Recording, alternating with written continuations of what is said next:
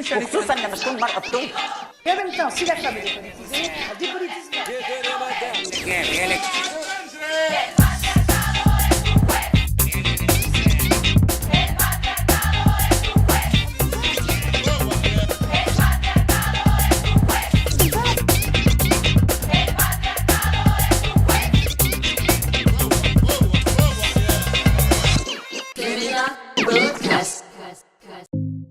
Hello, ladies and gents. This is Afaf Bannani, and I'm happy to meet you again on our third episode of podcast, always embracing the theme of women and digital arts in our MENA region. As I gave you one hint while wrapping up my last podcast, if you remember, our today's guest has a lot to do with the word of music mixing, into the mix and music reproduction. Her name is Lynda Tounsi, a young, talented lady. She's a sound engineer, and she has more to tell us. I'm very happy to have you with us, Lynda. Thank you, Afaf. Tell us more about you for the ones who are encountering or hearing us for the first time. My name is Lynda Tounsi. I'm 26 years old. I'm a musician, DJ, producer. I'm very passionate about music. Since I was a little child, I used to sing all the time and used to play piano. And now I'm more into electronic music. So you made the shift from the classic piano and Exactly. everything to the electronic world. Yes. Amazing. Mhm. And when have you decided to go for the DJing quest, Lynda? it was back in Berlin, when I was in Berlin in 2018. Uh-huh.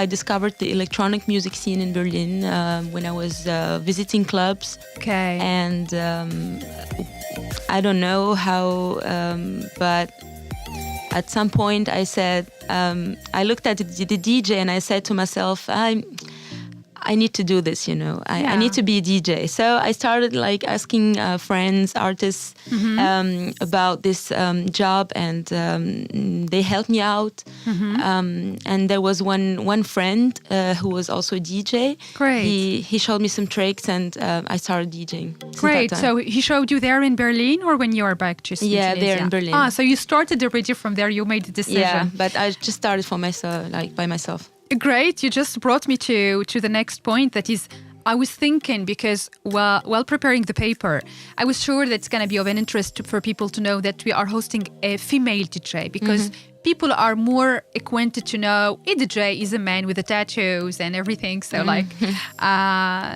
lady. So I was thinking, what are the challenges you faced when you announced that you are into the DJing quest? When I was in Berlin, it wasn't a problem for me, because in Berlin, it's the an mentality, the everything exactly, there. Yeah. But when I was back here, I knew that I was gonna face some problems. But it wasn't that hard for me, actually, because people saw in me the profile for a DJ, and they were happy about it. My family. Great. And all my friends, actually. Great. So that brings me to the next point I was thinking about. Did the family support you? And what about the rest of the community, friends, and people who are seeing you for the first time, maybe DJing in a nightclub in Tunis? Are they saying, oh, that's cool, a lady DJing, or what is this? Something like that. Is it true that there are not a lot of female DJs in Tunisia? But personally, I haven't I didn't face any racist or sexist experience. But I saw some people who knew me. Because I used to sing and I used to play piano, they had this image of me. I was the little girl who used to sing. So they were surprised, oh, how come you're DJing now? So great. It was a little strange for them. But then they used to it. That's great news, because, the message, or maybe the story that we want maybe to have an idea about is that, hey, in Tunisia we have a good potential of amazing ladies who are into electronics and stuff and everything. So like it's something really interesting and amazing. So clapping on that and on the idea of production and everything, I'm very thankful that you brought for us an exclusive track that I'll be happy to share it with our auditors straight away. So it's Lynda on the mix actually. We keep the vibes up, guys, and let's enjoy it. But before that, do you want to tell me anything about this track, Lynda, that we are going to? This track you hear is one of the latest. I haven't released any track yet of my own, but I'm still working on this. It's one of the tracks that I'm working on for maybe my first EP. Okay, great. So here we go, guys. We keep the vibes up, and I'll be right back.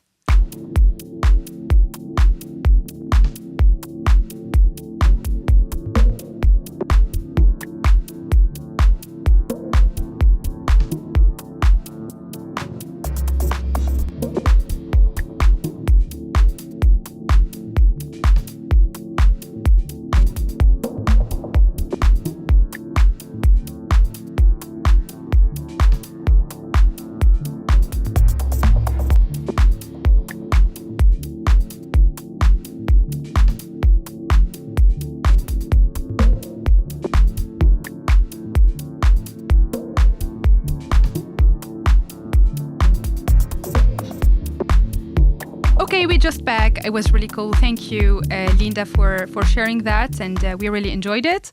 Coming up to the idea of, let's say, when you start to think, concretely speaking, it's not only about, accepting you or not accepting to see you DJing in a nightclub. In terms of techniques and equipment, is there any issue in, for example, some person thinking of going into DJing to go to look for equipment in Tunis? Is it accessible? No, I would say the equipment is still expensive, and not everybody can afford that. Can afford it exactly. That's the negative point of it.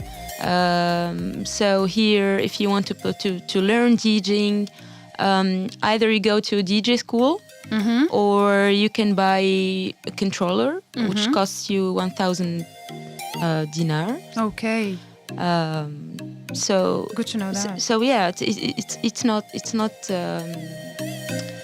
not cheap, you know. It's you not have cheap. to. I can imagine it's a bit challenging, especially if I put myself at the place of maybe a young university lady, and she's very eager into that, and she's thinking of her pocket money, saving some money, and then oh my God, it's 1,000. That's too much. Yeah, that's too much to handle. Unfortunately, this is depicting a whole challenging reality on the cost of equipment in Tunisia, whether for DJ, for podcasters, for people who want to practice voiceover.